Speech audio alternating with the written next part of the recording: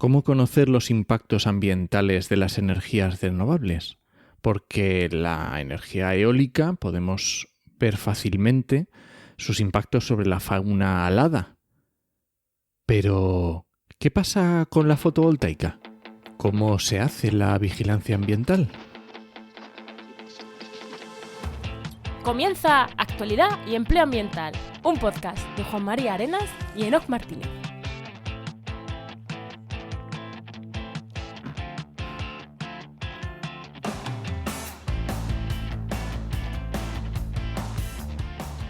Buenas, soy Juan María Arenas. Y yo, Enoc Martínez. Y este podcast cuenta con el patrocinio de GeoInnova, Profesionales expertos en territorio y medio ambiente, que puedes encontrar en www.geoinnova.org. Hoy, en el programa 110 del martes 21 de septiembre, hablamos sobre fotovoltaica, sus impactos ambientales y más cosas seguro, porque vamos a hablar de fotovoltaica y seguro que alrededor hablamos de más cosas. Segurísimo. Pero antes de entrar con el tema, ¿no? ¿Qué tal tu semana? Pues aquí me he quedado cuidando del chiringuito. Porque tú te nos has ido a Málaga al conservío y digo, pues alguien tendrá que estar aquí limpiando los baños y esas cosas. Esas cosas, claro.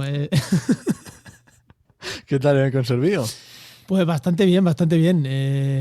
Muy a tope de charlas, de ponencias, escuchando a gente súper interesante. De hecho, el de los próximos 3 programas, el de hoy y creo que el de dentro de 2 programas, van a ser ponentes del conservío. O sea que bien. O sea, además hemos pillado gente, ¿no? Para hacer cosas interesantes y para grabar podcast, que es lo que más hacemos. Y genial. nada, pues eso, súper contento de desvirtualizar a la gente, de poder mirarnos a la cara, a los ojos, con mascarilla la mayoría del tiempo, pero joder, ya echaba de menos eso, poder tocar a la gente y decir, ¡ay, ya está aquí la gente! Aunque tuviéramos que sentarnos separaditos uno del otro. Bueno, vamos ya con el invitado, ¿no? Le doy paso.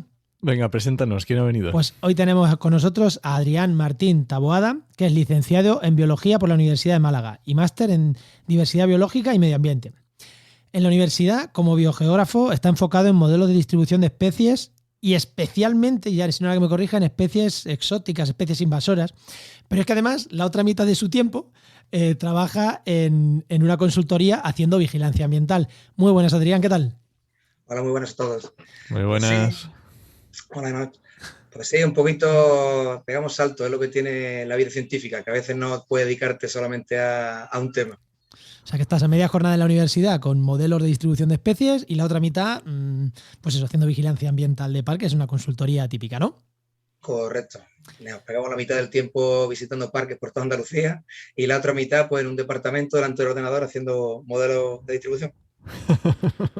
Muy interesante, ¿ves? Que dicho así, lo más bonito, o sea, lo mejor es la parte científica, pero dicho así yo casi que me quedo con la segunda, con estar recorriendo Andalucía, recorriendo paisajes, ¿eh? Sí, la verdad que te lo compro porque queda muy bonito lo de los modelos, pero es verdad que está mejor estar en el campo dando paseos por Andalucía. Bueno. Esperamos que esté esa jornada completa pronto haciendo modelos que sirve. Que la ciencia no te pierda para la ciencia. Yo también. Enoc, vamos con el empleo, ¿no? Que ya tengo ganas de empezar a hablar con él. Venga.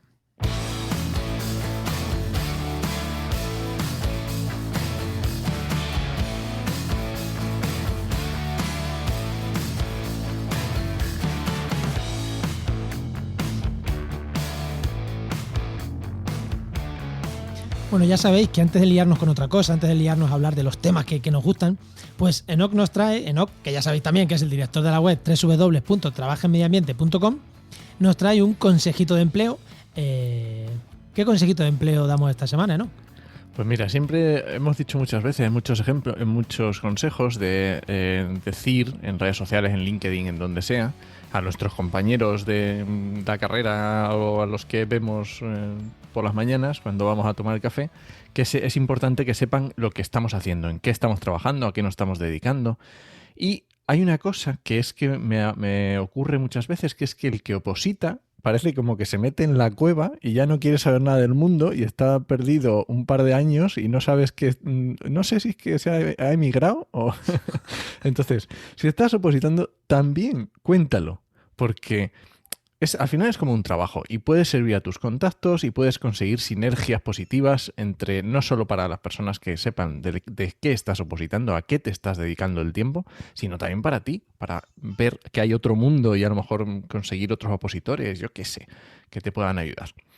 Y además hay una cosa que yo he descubierto hace unas semanitas que yo no sabía que sucedía y resulta que es que me llegó un conocido, un contacto, me ofreció un puesto de trabajo para gente que estuviera opositando. Y dije, oye, es que hay una empresa que quieren a gente que esté opositando en esta oposición concreta. ¿Tú conoces a gente?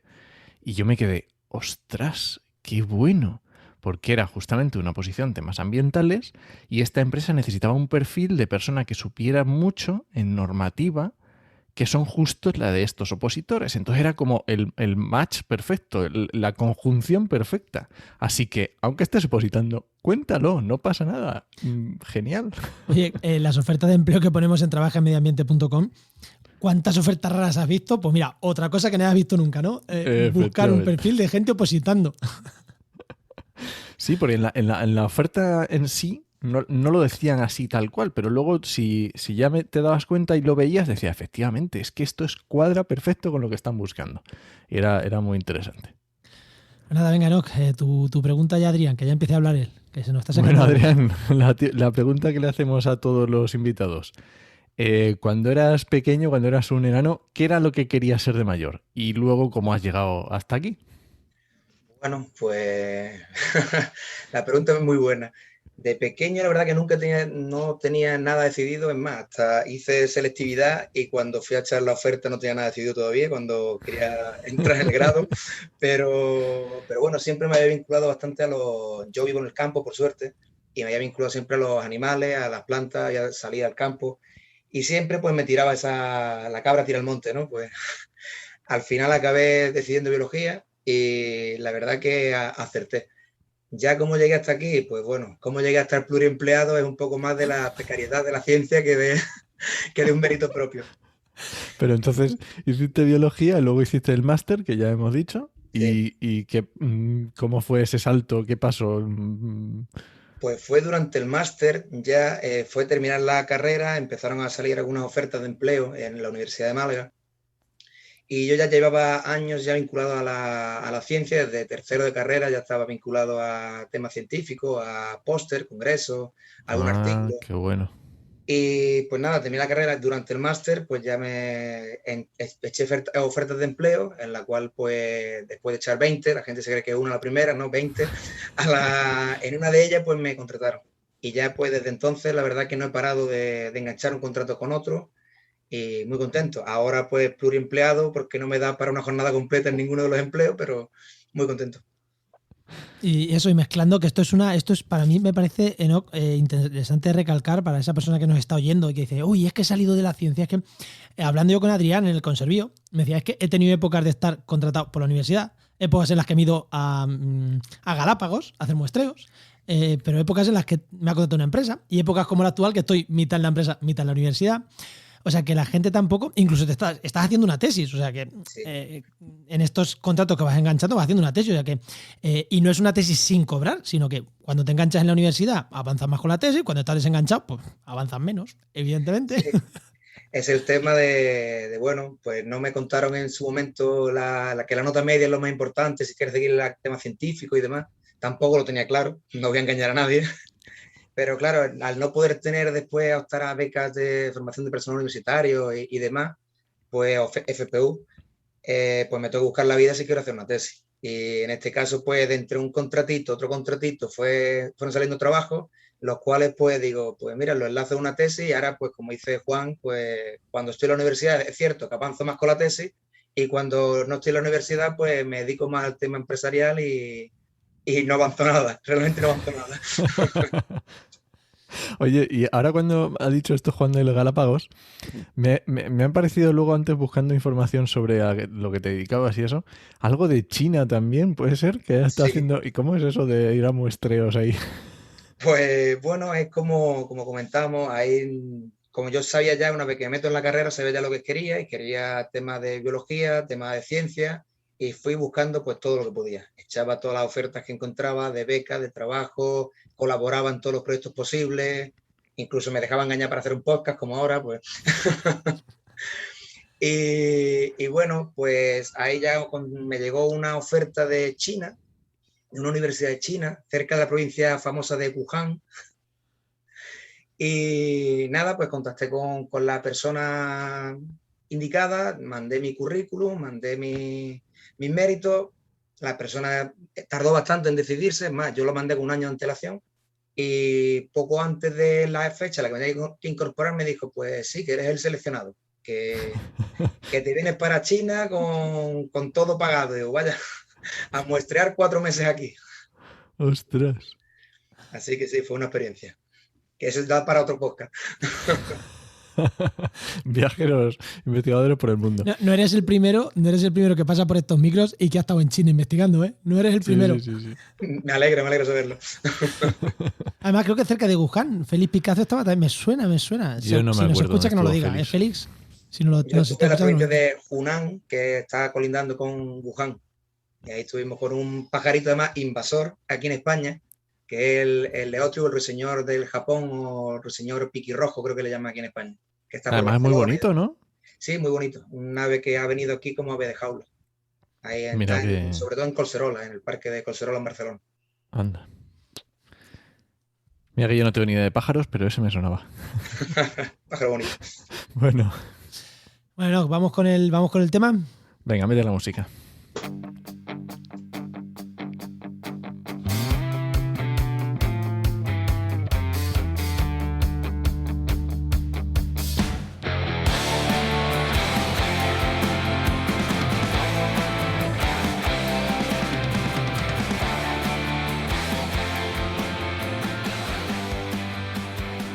Siempre que empezamos con esta sección, yo me preparo 3, 4 líneas, 5, hablando un poquito, introduciendo un pelín el tema, ¿no? Pero no voy a hacerlo así. Voy a empezar con un disclaimer. Vamos a intentar, a ver qué opináis vosotros, vamos a intentar no llamarle parques fotovoltaicos, parques eólicos ni huertos, porque eso pinta a cosa bonita. O sea, un huerto es la huerta, el parque es donde van los niños a jugar, o un parque periurbano. De verdad, son polígonos industriales, son, no sabría cómo llamarlo, plantas industriales. Pero vamos a intentar no llamarle parques ni huertos. ¿Lo conseguiremos? No prometemos nada. Pero, ¿estáis de acuerdo conmigo? Sí, sí. A mí me gusta lo de polígono. Polígono fotovoltaico, polígono eólico, pero no sé si voy a ser capaz. Sí, yo lo voy a intentar, pero es verdad que tenemos tan interiorizado lo de parque que es cierto que lo ponen por tema de un poco de limpiar la imagen de lo que es, pero intentaremos que decir polígono, venga, vamos a dejar polígono. A lo mejor marcamos tendencia y a partir de ahora empieza a llamarle todo el mundo polígonos y oye, habremos hecho una contribución. Luego escribimos un paper del por qué se llaman polígonos y citamos el podcast. Y ya aceptado del todo. Bueno, primera pregunta, que echa la broma esta. En el mundo de la vigilancia ambiental también se le llama parques, ¿no? Sí, sí.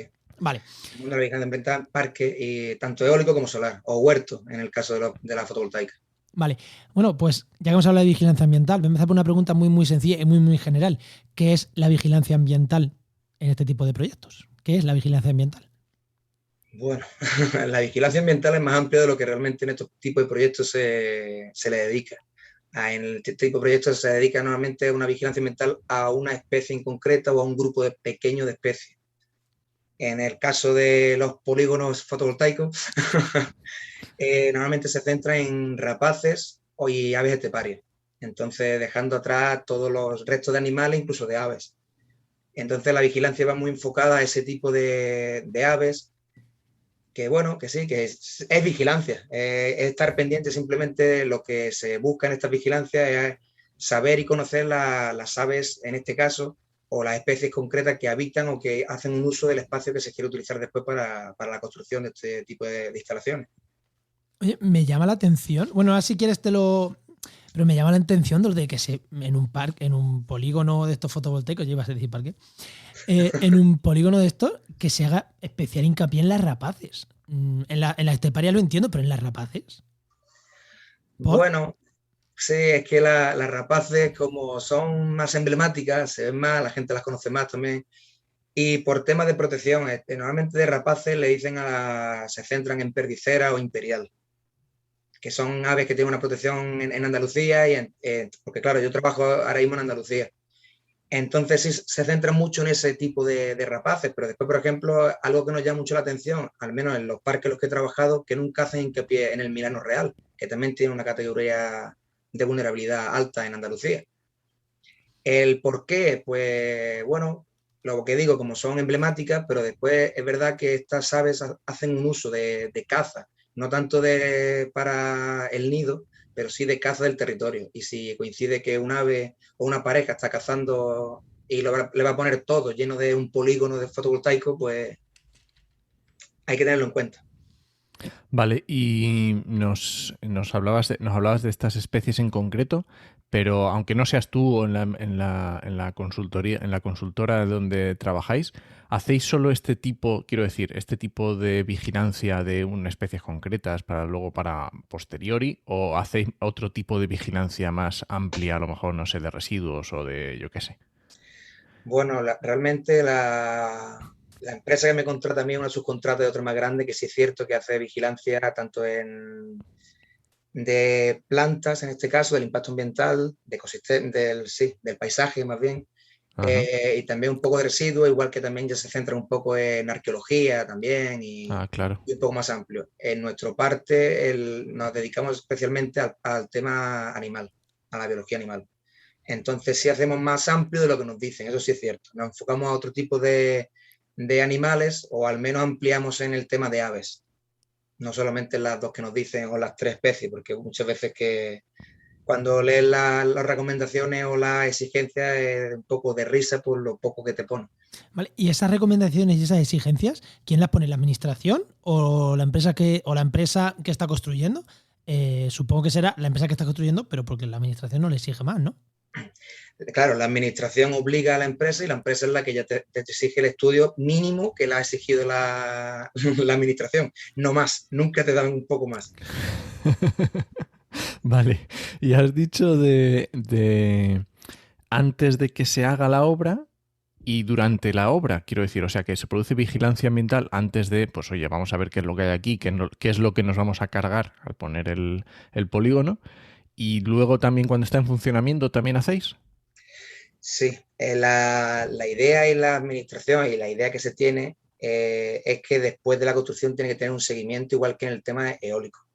Después ya depende en tema de Andalucía o de cada comunidad, tiene ya pues una normativa diferente del seguimiento que tiene que hacer. Porque, por ejemplo, en Cádiz con los eólicos es continuo durante toda la vida útil del parque. Sin embargo, en otras provincias de Andalucía me consta que no, que es simplemente 2 años después de la construcción.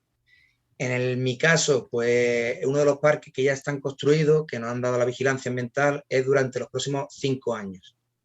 Lo que pasa es que la vigilancia es un poco, si digo light, poniéndola muy alta.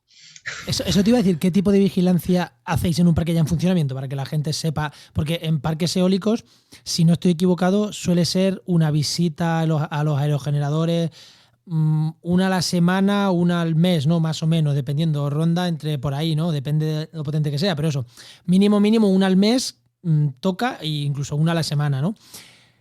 Parque, o sea, molino a molino, en principio. En este tipo en la parte más de la fotovoltaica, ¿qué se hace y cómo se hace? Porque, joder, yo en aerogenerador lo veo muy fácil. Das una vuelta a ver si el molino ha matado algo. Pero aquí, ¿qué se Claro.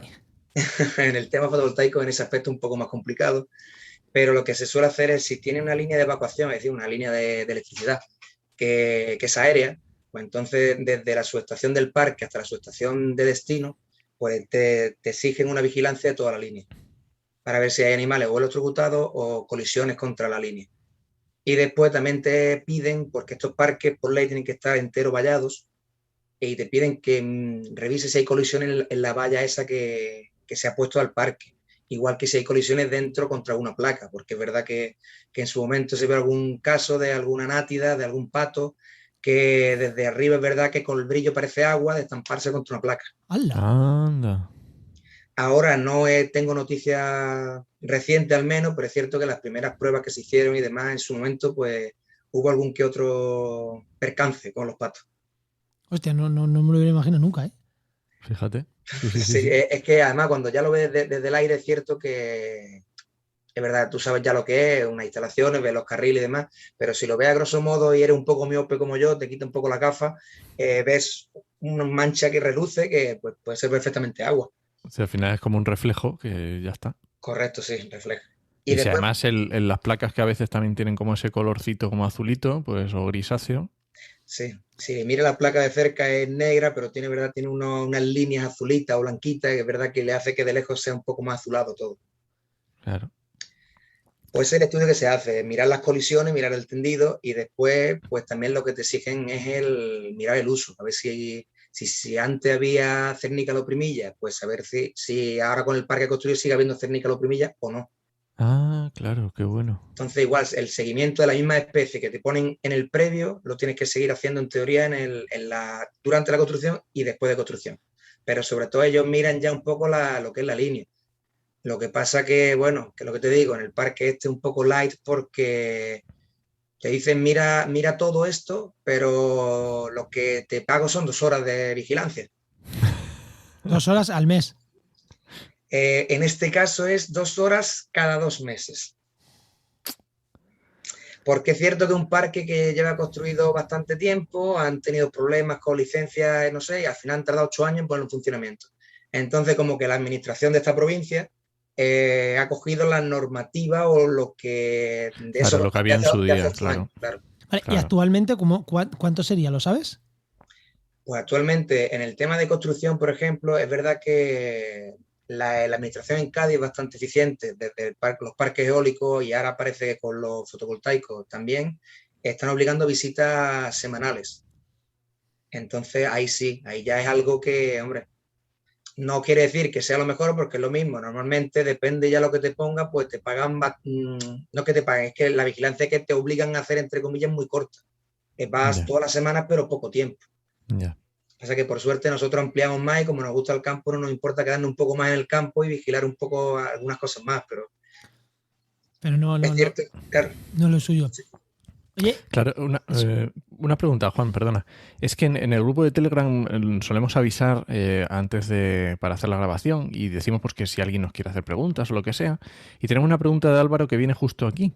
Y es que nos decía que cuánto le interesa a la administración el seguimiento de todas esas medidas compensatorias y en general del cumplimiento, ¿no?, de toda esa declaración de impacto ambiental que tiene que conseguir la instalación. Pues cuánto le interesa a la administración, porque claro, decía que obtenerla no es fácil, es un trabajo complejo, es lo que dices tú, pues este caso que le has dicho, que 8 años, imaginemos, que obviamente no es lo normal, pero 1 año o año y medio, 2 años, es muy fácil.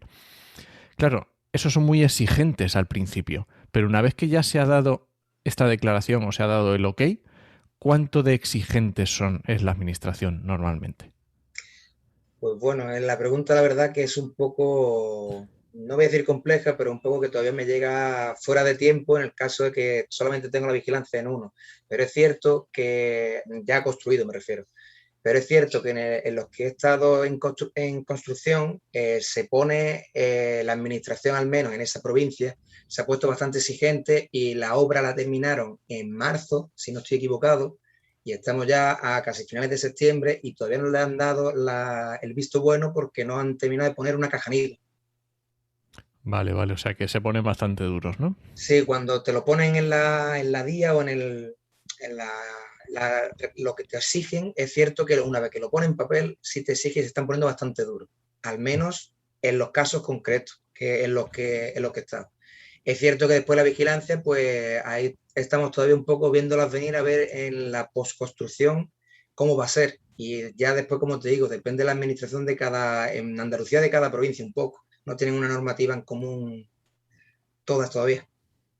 Oye, y hablando en una de las charlas también que dieron ayer en el Conservío, hablaban de la diferencia de cómo los parques eólicos se había empezado sin hacer apenas vigilancia ambiental y poco a poco la ciencia y los estudios científicos fueron demostrando que, oye, era necesario, se fue metiendo vigilancia ambiental, incluso se ha llegado al nivel de que en Cádiz, ya que estamos hablando de Cádiz, los vigilantes ambientales tienen autoridad para parar aerogeneradores. O sea, el que está vigilando tiene autoridad para decir, oye, hay un bando de alimoches aproximándose al parque, el parque se para.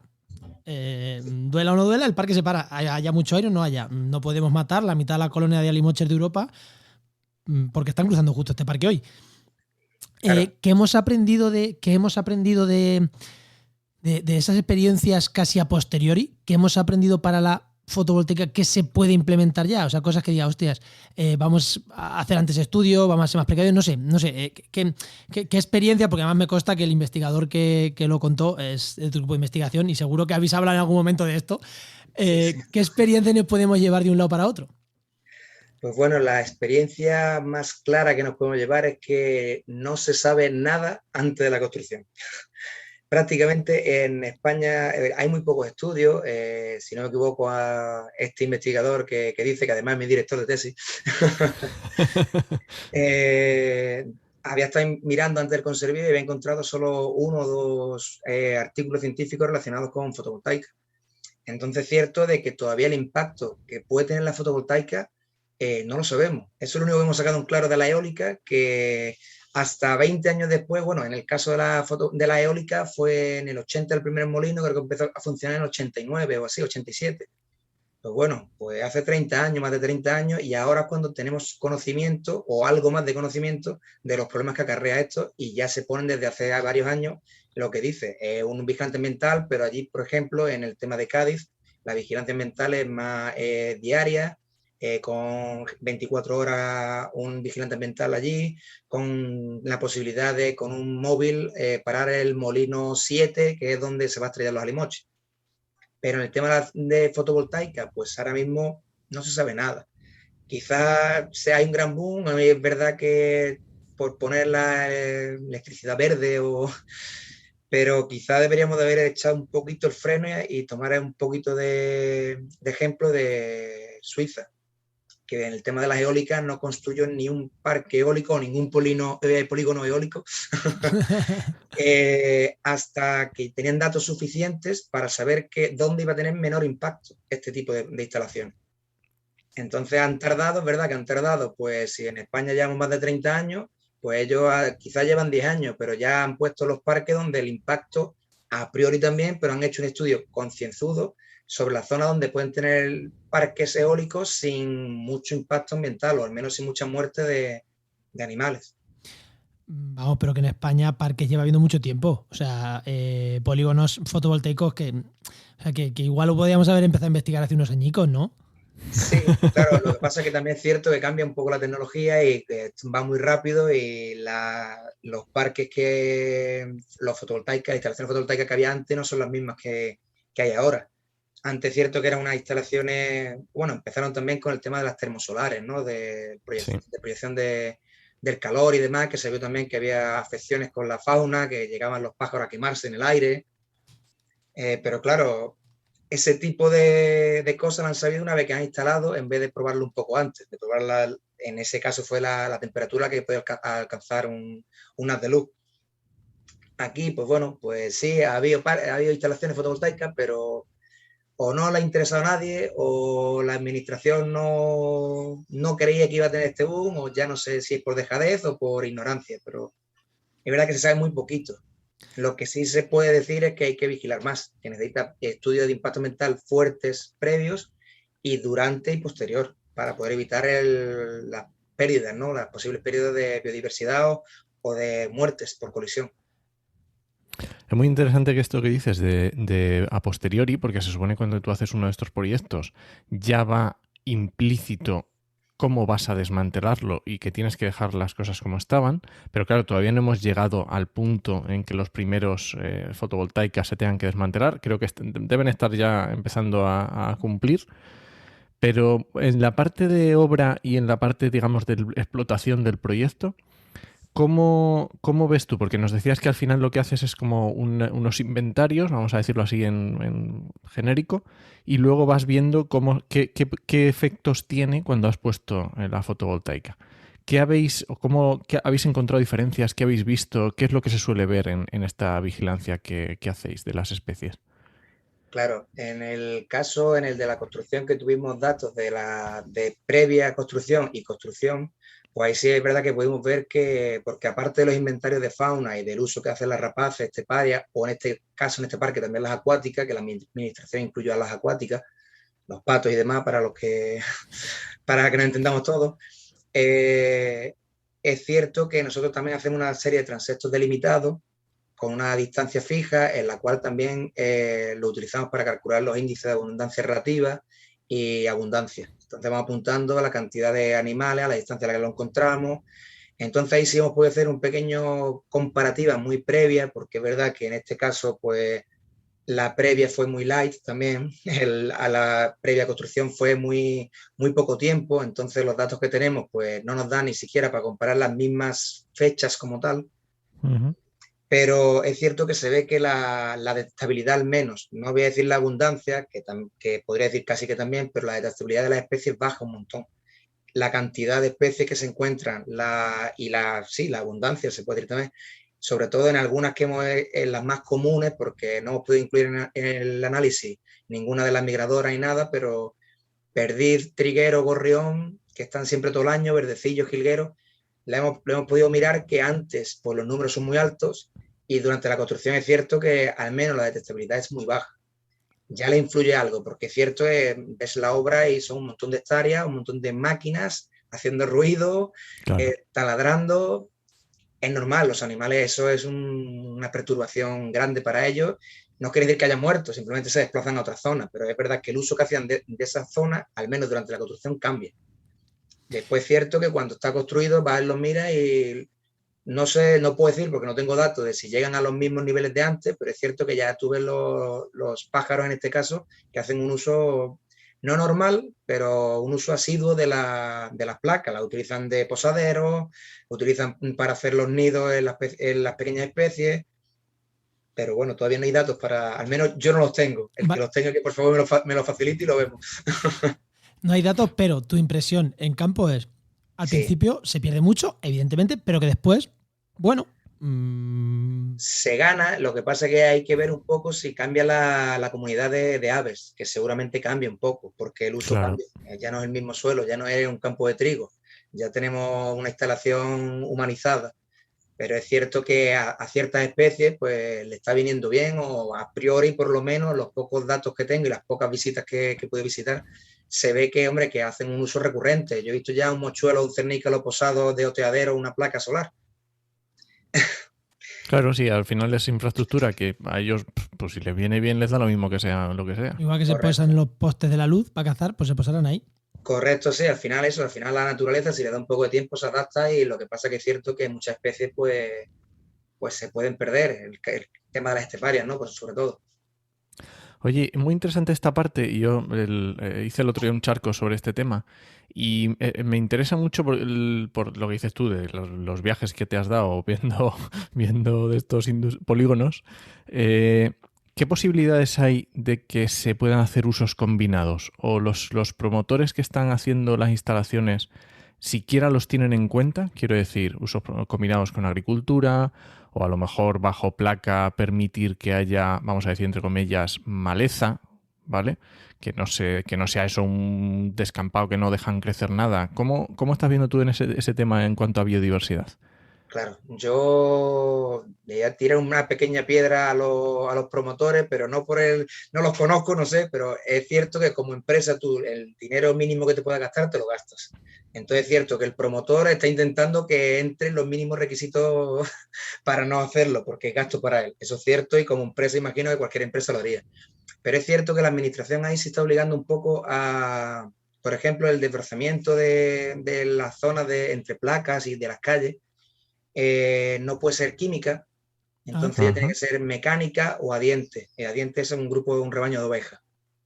Entonces, bueno, en la mayoría al menos en los parques que he visitado que tienen ya las placas instaladas, han optado por un rebaño de ovejas. Un pastor, un rebaño de ovejas, y que lo vaya limpiando. Entonces, es cierto que siempre hay zonas de la instalación donde hay maleza, o lo que ellos llamarían maleza, ¿no? Que hay vegetación natural, y que si te acercas a esa vegetación natural, pues ves que, claro, allí hay más número de pájaros que en la zona donde realmente es un campo de fútbol, que está pelado por las ovejas. Y también sé que le están obligando, o al menos en Andalucía, en lo que he estado, es que el parque lo delimite como no sé, no me acuerdo el nombre que le ponen ellos, pero bueno, una pantalla de vegetación natural. Una barrera verde, sí. Una barra verde, correcto. Un seto. Seto, sí, pero no le obliga, al menos en los que he tenido acceso de lo que solicita la administración, no le dice que sean setos, al revés, que sean especies o autóctonas y que sean de tanto deporte arbustivo como deporte leñoso, deporte... Qué bueno, ¿no? Sí, entonces en uno de ellos, es verdad que en este justo de los 8 años, lo están poniendo ahora. Hace un par de meses tuve la visita y vi cómo plantaban pues un poquito desde olivos, plantaban adelfa, plantaban en algunos lados encinas también, que no sé si criarán o no criarán, y creo que sí, y ciprés, que ahí ya era un poco más por el tema de seto, pero iban intercalando uno y otro. Entonces, Hombre, bueno. Ya que plantan, le podían exigir que fueran, porque vamos, meter adelfas y meter ciprés. Bueno, la adelfa es autóctona de aquí, ¿no? Pero... Sí, pero claro, es cierto que, por ejemplo, he puesto coscoja, por ejemplo, en la zona esta, porque además que está muy cerca de un encinar. Pero es cierto que yo veo que aparte del uso de la oveja, se le puede sacar más beneficio al tema, por ejemplo, de plantar, y además creo que lo comentas tú porque lo he escuchado hace un ratito, en tu podcast, de plantar aromáticas para el uso de... La apicultura, por ejemplo. Correcto. También en uno de los parques, que el que está justamente esperando para que le den el permiso para empezar a funcionar, ahí me pasé el otro día que pasaba cerca y me acerqué y han metido colmenas. No sé si cuando empiece a funcionar la van a dejar o no, pero ahí me han metido colmenas dentro, en una esquina del parque que tiene un hueco y demás, porque ahí sí es verdad que como el parque era grande, la administración lo obligó a que dejara algunos pasillos más grandes, más amplios. Ay, qué bueno. Entonces es verdad que ahí también la vegetación siempre va a estar más alta, porque ahí no les importa, pues está alejada de lo que es la placa fotovoltaica. Claro, el problema de la placa es que si sube mucho la vegetación le puede hacer sombra, o también para temas de incendios y demás.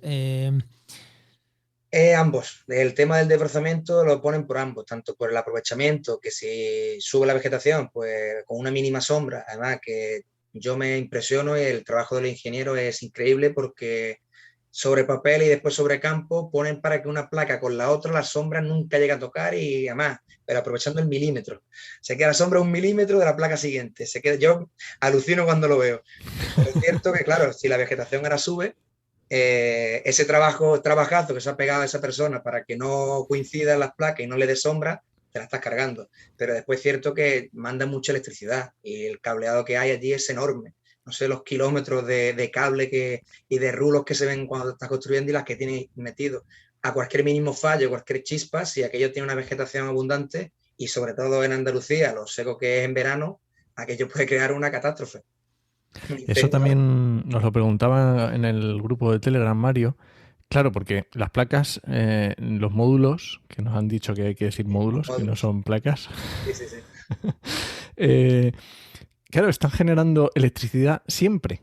Quiero decir, esto no es que tú llegas y das el interruptor. Bueno, darás el interruptor en la caseta allí grande de que controle, pero cada módulo por sí mismo está generando siempre.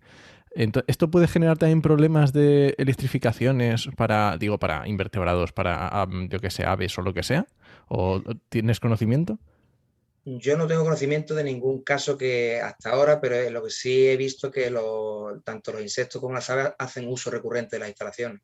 Se ponen en los módulos, se ponen los apoyos, es cierto que no se ponen los condensadores, que ahí es verdad que incluso los miembros de seguridad de la instalación te dicen que no te acerques porque ahí es que además se escucha la electricidad. Ahí es cierto que puede pegar algún que otro chispazo si no se acerca.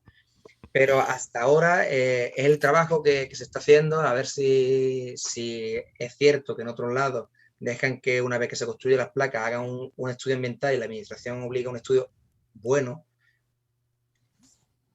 Así que, bueno, pues miraremos, ahí se verá si es verdad que hay algún animal electrocutado o no en una placa.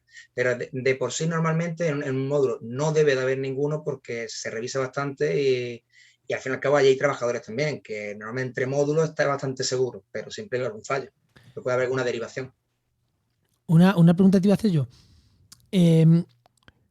Ay, espérate que me la centre. Tú, este tipo de parques, de polígonos, ¿dónde se está, o sea, no, ¿dónde se está haciendo? Porque es verdad que está la polémica de renovables sí, pero no así, y yo ahí tengo mis dudas, ¿no? A ver, no así, evidentemente, siempre mejor, eso sin duda. Tengo mis dudas porque yo tengo la impresión de que no se están quitando espacios de alto valor ecológico para poner un parque. O sea, normalmente se están poniendo en donde había agricultura de extensivo a lo bestia, o sea, que se podría hacer mejor. Se podría poner en antiguos parques, polígonos, en antiguos polígonos industriales abandonados, ¿no? Que ya que están abandonados, pues que se pongan ahí. Pero si no se hace por algo, también te digo que la gente, los promotores idiotas no son, ¿vale? Si no lo aprovechan, por algo es. Pero tú que has visto muchos en construcción, ¿se están haciendo en sitios que eran bastante valiosos o se están haciendo en sitios que realmente no perdemos nada, entre comillas? Entre comillas, porque, a ver, no nos olvidemos que un cultivo sin setos, sin nada, al final eso es un monocultivo de cebada, pues ahora tenemos un monocultivo de módulos fotovoltaicos, pero al final, incluso, ya digo, yo tengo la impresión de que por debajo de los módulos puede haber tomillos, puede haber lavandas, puede haber romeros, puede haber, no árboles grandes, pero lo que son caméfitos pequeñitos, es que aquello se puede llenar de caméfitos, incluso para la biodiversidad, para los insectos, para los reptiles, será hasta mejor que un labrado, porque es que al final un labrado es que no tiene nada, es un labrado, es que no tiene nada. ¿Tú qué has visto y qué estás viendo en estos nuevos sitios? Claro, ahí, hombre, la preocupación mayor que viene por el tema de las esteparias, que es cierto que aunque sean extensivos de trigales, las esteparias como necesitan praderas naturales que, por desgracia, en pocos sitios, al menos en Andalucía, quedan, o por decir en ninguno. Entonces es cierto que estos animales se han visto relegados a las zonas de cultivo de trigo, o de cebada, o de este tipo de plantaciones. Si ahora los pocos sitios que tiene a una especie que ya está bastante perjudicada, si encima le quita, le pone un módulo fotovoltaico, una instalación fotovoltaica enorme, pues es cierto que le está quitando el poco sitio que le quedaba para poder anidar. Yo ahí veo donde viene la polémica grande. Después es cierto que se están buscando zonas, o bueno, en algunos casos, en algunas provincias, sí me consta que la administración se pone dura en sitios donde sí se sabe que o cerca hay, por ejemplo, una colonia de abutarda, anida abutarda o anida en sisones o el aguilucho cenizo.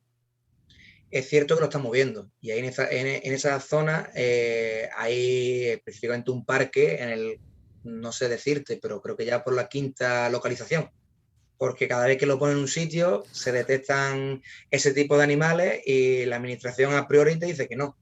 Y ellos tampoco son tontos, no quieren perder dinero y lo mueven a otro sitio. Pero después llega Almenda y llega allí, encuentra un sisón y se acuerdan de mí, los promotores, y lo vuelven a mover de sitio. Es cierto que precisamente en esta provincia, como han visto que están teniendo esos tipos de problemas, se están metiendo ahora en olivares intensivos. ¡Hola! Entonces parece ser que van a quitar olivares para meter instalaciones fotovoltaicas.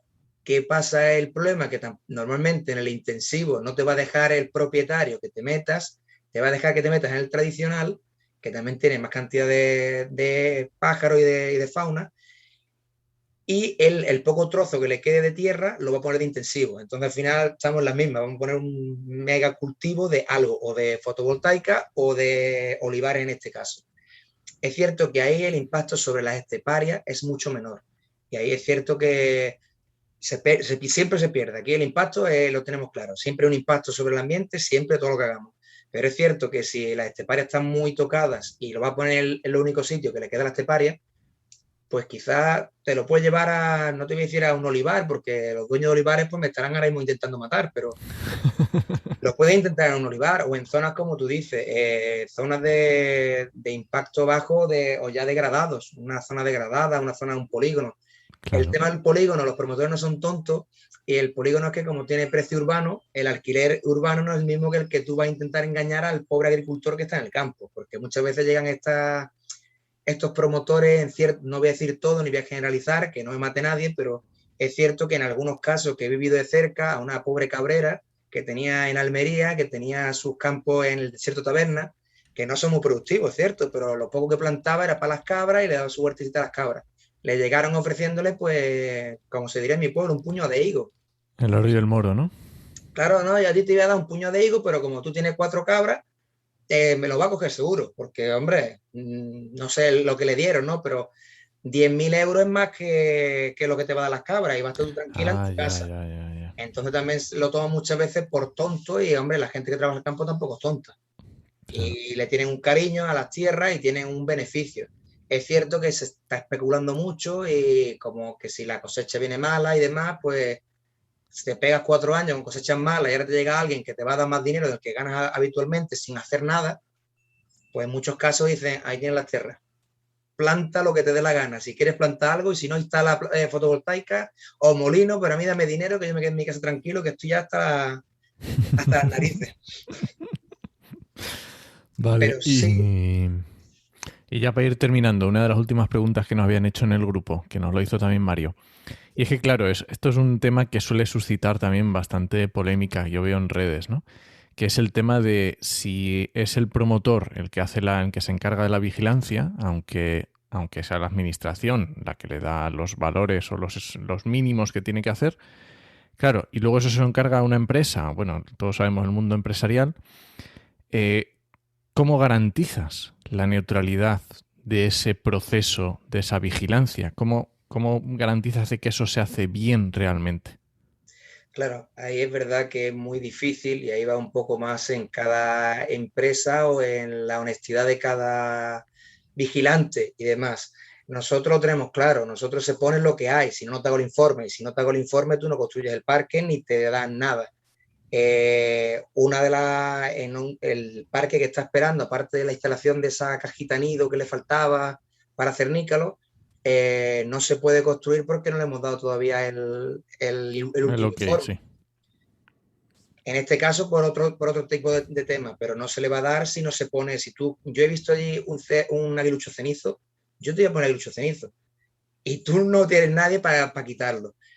Ahí ya, hombre, va un poco la honestidad. También es cierto que es lo que intentamos también que vean los promotores y todos, que tú vas al campo con la vigilancia que te dan de decir 2 horas cada 15 días. Muchas veces, mucha suerte tienes que tener para ver la mitad de las especies que hay allí. Claro. Se hace un esfuerzo, se pone, es verdad, se pone, y pones todo lo que ves, por eso mismo ponemos todo, pero es cierto que la administración no es tonta. En este tipo de especies, de aguilucho cenizo, de águila imperial, que si son agutardas, no sé, en otras comunidades, en la andaluza al menos, sí tienen seguimiento de las poblaciones. Entonces, que yo te diga que no he visto ningún aguilucho cenizo en esta zona, en este día, porque además le ponemos los días en los que vamos, la administración después coge el GPS de uno que tenía marcado y dice, no, que ese día ese bicho estuvo ahí, estuvo la semana entera en tu parque. Y tú me has dicho que no estaba en esa hora, que tampoco son tontos. Entonces muchas veces es cierto y no es... Te llega, tú le plantas el informe, cuando el promotor ve, el informe no se lo lee, simplemente busca, yo creo que le da control F y busca aguilucho cenizo, es águila imperial y busca las 4 especies que quiere y mira, y automáticamente llama al encargado. ¿Cómo va a poner que ha visto 7 águilas imperiales y una colonia de cenizo en las tierras? Y te lo dicen, y te llaman así y te putean, ¿no? Vamos... Pero ahí es cuando ya tiene un poco la mano izquierda de la persona que le están llamando y la honestidad de decir, no, mira, es que esto lo tiene y la administración sabe que están esos bichos ahí. Si yo no te lo pongo, para ti es contraproducente. Porque si al final, sí, puede ser que la administración entre y al no verlo cuele y bueno, la has colado, enhorabuena, pero es que puede ser que te llegue alguien que lo vea y diga, tú has puesto que no hay, aquí sí hay. Ya no te doy el permiso, al fin y al cabo la administración. Lo que pasa es que es un tema incluso más complejo porque ya lleva al tema político, ya lleva un poco... Ya, nos metemos en otras historias. Claro, va un poco más allá. En el tema, por ejemplo, de estas instalaciones se consideran, ¿cómo es? De interés público. Sí, de interés público porque es sector industrial. Y Andalucía pues se queja de que tenía nada más agricultura y no tenía industria. Entonces ahora como te estoy dando la oportunidad de que ponga industria y tú no la vas a coger, es un poco ya más allá, ¿no? Entonces, ya en todas las esferas, ya no voy a hablar ni siquiera localmente. Es difícil. Pero es cierto que ahí hay veces que te enteras de estudios, de empresas que hacen cosas que no deben. Bueno, era lo esperable la respuesta que acabas de dar. Pero bueno, me quedo más contento sabiendo que la administración, si intentas engañar y como te cacen estás puteado, que entonces me quedo contento. Y hay que tener mano derecha, lo que tú has dicho, mano izquierda. Bueno, Adrián, antes de irnos, spam de valor, como solemos decir. Dinos donde, si alguien te... Aunque sé que no te mueve mucho en redes sociales, así que pocos sitios te van a poder seguir. Pero oye, si quieres dejar algún sitio o decirnos cualquier cosa en plan de pues yo qué sé, no sé, lo que quiera, de ti, de tu empresa, de lo que quiera, de la universidad, donde te puede encontrar la gente, a lo que te dedicas, yo qué sé. Sé que no, pero si estás buscando novia, pues también lo puedes decir, aunque sé que no, ¿eh? No, hombre, la verdad, yo te lo agradezco, es verdad que, pero el tema de redes sociales no es porque no quiera ni esté en contra, sino porque actualmente el ritmo de vida que llevo a 2 contratos y una tesis no me da mucho para perder el tiempo con el teléfono o con el ordenador. El poco tiempo que tengo para el ordenador es para mi tesis o para la universidad, y el resto para ir al campo a coger los datos. Pero bueno, el que quiera ponerse en contacto conmigo, pues yo si quiero os paso un correo electrónico y demás, y lo podéis poner en las redes, no me importa, un correo electrónico. Y si no, en la Universidad de Málaga, poniendo mi nombre, en trabajadores aparece. Que os puedo dar el correo sin ningún problema, porque es que lo podéis buscar fácilmente. Sí, además si Pues ponéis Adrián Martín Taboada en Google, la primera página son todos enlaces tuyos a sitios, a Publons, ResearchGate, Google Scholar. Sí, el ResearchGate lo vamos a dejar, así la gente por lo menos se ve a lo que bueno, eso el ResearchGate es verdad que esa es la única que medio actualizo, porque es más fácil, porque es un artículo cuando lo publica un congreso, entonces así va medio actualizada y sí me llegan los avisos al correo. Pues eso ahí lo dejamos en las notas. Ay, perfecto. Pues esa es mejor que otra, porque es que no, lo que os dé no le voy a hacer caso, por lo menos a día de hoy. Lo mismo dentro de un mes le hago caso, pero ahora mismo... Pues nada, Adrián, pues muchísimas gracias por este ratito que nos has regalado de conversación. Muchas gracias, Adrián. Muchas gracias a vosotros por la oportunidad de estrenarme, porque la verdad es que me estoy estrenando. Y poder comentar un poquito de este tema que verdad que sale bastante en las redes y, hombre, es un tema difícil de tratar, porque sí, hay que dar un poco la visión de ni pro placa ni contra placa, o al menos sin motivos. Por lo menos que se sepa un poco los motivos y las dificultades de cada uno, tanto de la administración como del empresario que normal nos quiere perder dinero, como después del que vaya a tomar los datos, que al fin y al cabo somos unos mandados, tanto de la administración como de la empresa o del que sea. Muy bien, muchas gracias, Adrián. Y hasta la próxima. Chao. Hasta la próxima. Hasta luego.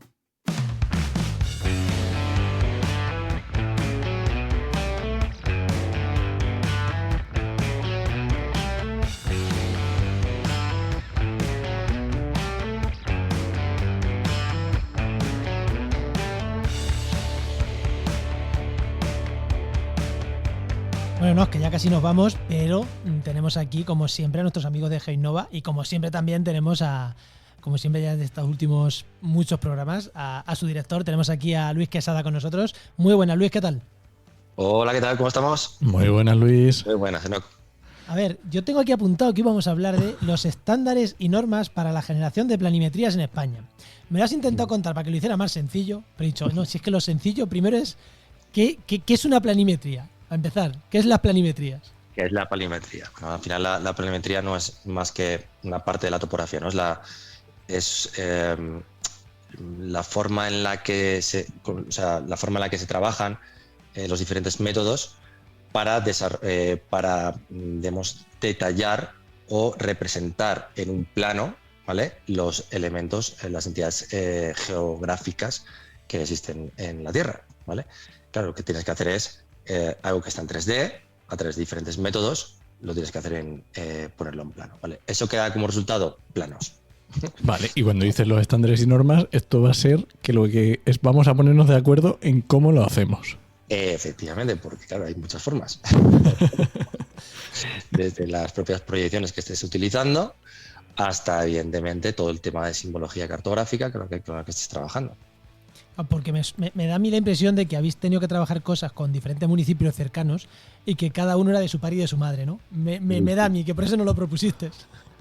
Sí, bueno, a ver, es normal, ¿eh? Es normal que cuando estás trabajando en consultoría, desde cualquier punto de vista, desde la consultoría en sistemas de información geográfica a incluso consultoría urbanística, consultoría ambiental territorial, como la que desarrollamos desde GeoInnova. Cada vez que vas a un ayuntamiento te vas a encontrar algo diferente, ¿vale? Son pocos los ayuntamientos que tienen todas sus cartografías adaptadas a las nuevas normativas, existe una normativa no solo estatal, sino por comunidad autónoma, ¿vale? Tiene sus propias normativas, incluso tiene sus propias normativas para diferentes temáticas. Puede ser urbanística, ¿vale? Yeah. O puede ser una general en la cual pues se trabaje pues todos los elementos que se representan en visuales cartográficos o que se representan a la hora de desarrollar proyectos, ¿vale? Normalmente las que suelen estar articuladas en norma, ¿vale? Suelen ser las urbanísticas. Ah, claro, porque son las primeras que, claro, las que primeras ha necesitado, pues son las primeras que se ha hecho normativa. Sí, básicamente porque son las que más problemas representan. Al final, no nos olvidemos siempre que el ejercicio del urbanismo al final lo que te va a dar es unos derechos y unas obligaciones sobre el suelo, sobre tu propiedad. ¿Qué pasa? Que en función de cómo esté calificado ese suelo, ¿vale? Pues tendrá unos derechos y unas obligaciones y un valor tendrá ese suelo, ¿vale? Claro. ¿Qué pasa? A la hora de poder hacer equivalencias o poder informarte, pues no, como comprenderéis, no es lo mismo la información que puedas recoger o a la que puedes atender de aquellos proyectos de limitación de suelos urbanos, ¿vale? A las nuevas normas que estén adaptadas a las nuevas cartografías que existen ahora, claro. Entonces, cuando vas a mirar, por ejemplo, planes que están contiguos, pues igual no tienen nada que ver. Y cuando dices no tiene nada que ver, ¿a qué te refieres? Quiero decir, ¿de qué estamos hablando? ¿Estamos hablando de formatos? ¿Estamos hablando de colores? ¿De qué estamos hablando? De que no estamos hablando. Pues estamos hablando de todo. Estamos hablando de que, digamos, existen varias realidades dentro de lo que es la cartografía, ¿vale? Cuando estamos hablando de propiedad o de suelo, ¿vale? En ese sentido vas a tener una realidad catastral, vas a tener una realidad también, por ejemplo, municipal, que está configurada desde el propio Instituto Geográfico Nacional, ¿vale? De límites municipales, o también vas a tener la propia que esté trabajada desde la propia administración local, es decir, cómo está su propio suelo. Cuando muchas veces te pones a juntar esas tres realidades, empiezan a haber problemas, ¿vale? Empiezan a haber zonas de suelo que no están calificadas o que se supone pues que están solapadas, pues ese tipo de cuestiones suelen ser habituales. De hecho, hay muchas comunidades autónomas que están en pleno ejercicio de desarrollo de estandarización de todos los planes y de todas esas cartografías, claro.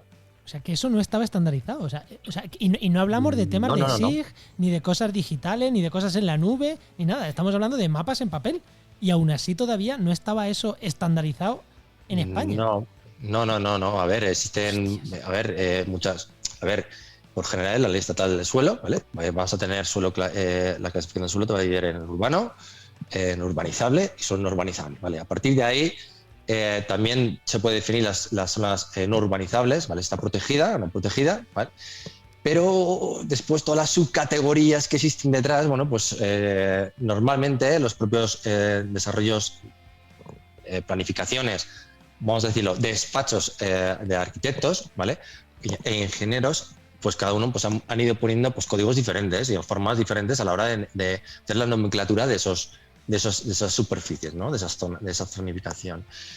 Que al final el articulado es lo que manda, el uso, los usos del suelo que tú ahí estableces son lo que al final va a mandar o que le va a dar la caracterización de ese tipo de suelo.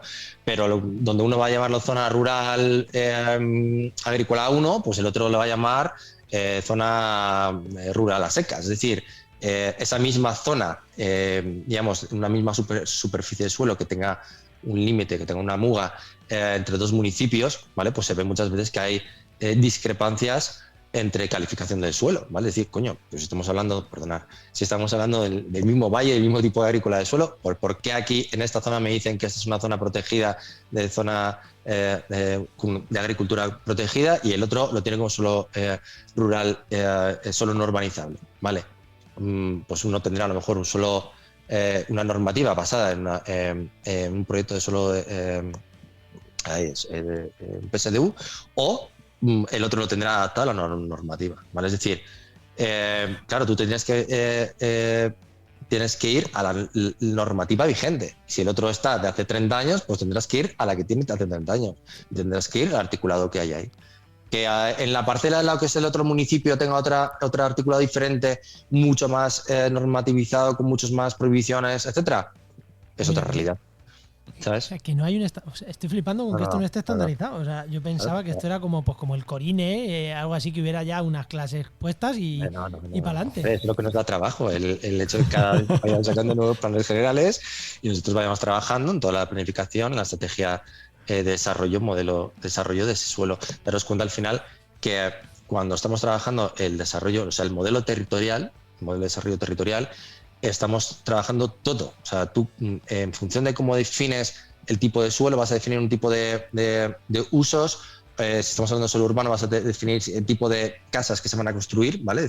Tipo de zona urbana, si van a ser adosados, si van a ser unifamiliares, si van a ser torres gigantescas, pues eso te va a definir un tipo de urbanización y te va a definir un tipo también de modelo social que se puede implementar en esa escala. Si tú no pones parques, si tú no pones... Al final todo al final cuaja.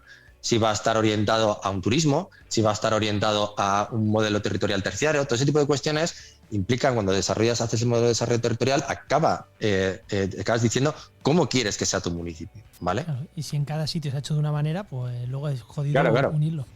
Joder, Luis, pues no sé, me has dejado ahí sorprendido con que esto estuviera así. Y hablamos de cosas urbanismo, que están súper avanzadas. O sea, no te voy a preguntar porque nos tiramos una hora, si te digo con temas más ambientales puros, que entonces ya seguro que es apaga y vámonos. Claro. Ahí ya... Hombre, yo creo que eso... que muchas veces que las propias cartografías están hechas en escalas diferentes y con resoluciones diferentes, ¿sabes?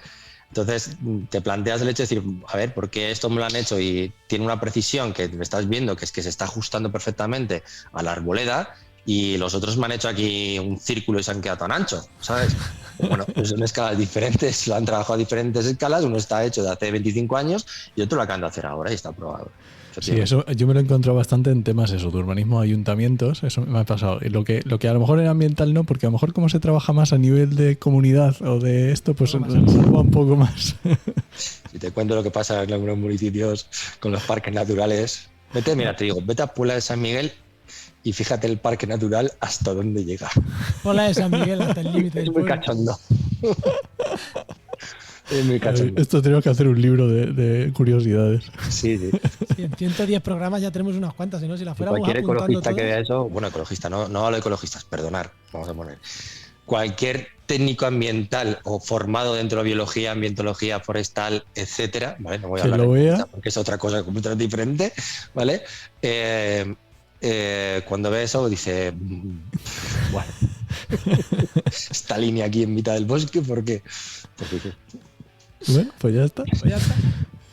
Muy bien, oye Luis, pues muchas gracias. Muy bien, gracias a vosotros, como siempre. Pues recuerda que esta sección te llega a nuestro patrocinador, a GeoInnova, profesionales expertos del territorio y del medio ambiente, y que puedes encontrar en www.geinnova.org.